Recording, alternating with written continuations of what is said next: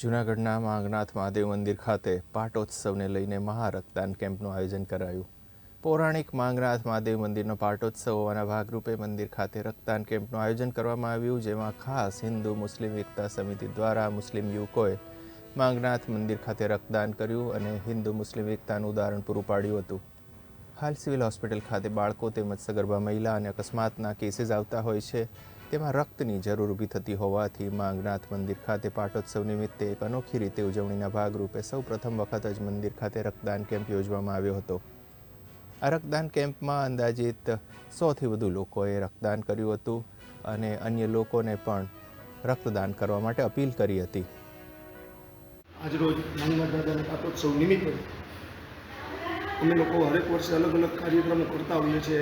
આ વર્ષ અમને અંદરથી એવું થયું કે ભાઈ કંઈક નવું કરીએ.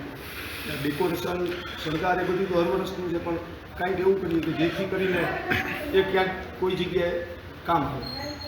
એટલે અમારા મિત્રો જે ફિરોઝભાઈ પઠાણ છે, ઇમરાનભાઈ પટણી, ફિરોઝભાઈ પઠાણ એટલે ગોલુભાઈ જે સિવિલમાં છે, ધવલભાઈ, એમને લોકોની પાસેથી અમે ગાઈડન્સ લીધું કે આ બ્લડ કેમ્પ થાય તો કઈ રીતે થાય, આના માટે શું શું મેનેજ કરવાનું.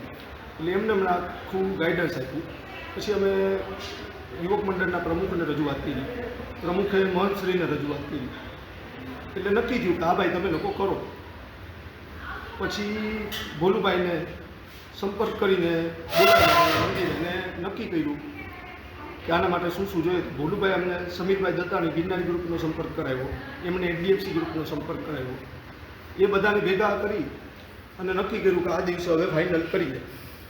એટલે આજરોજ આ કેમ્પ અમે આયોજિત કર્યો અને આમાંથી જે કાંઈ પણ બ્લડ ભેગું થશે એ બધું અમે સિવિલમાં થેલેસીમિયાગ્રસ્ત બાળકોને અર્પણ કરશું.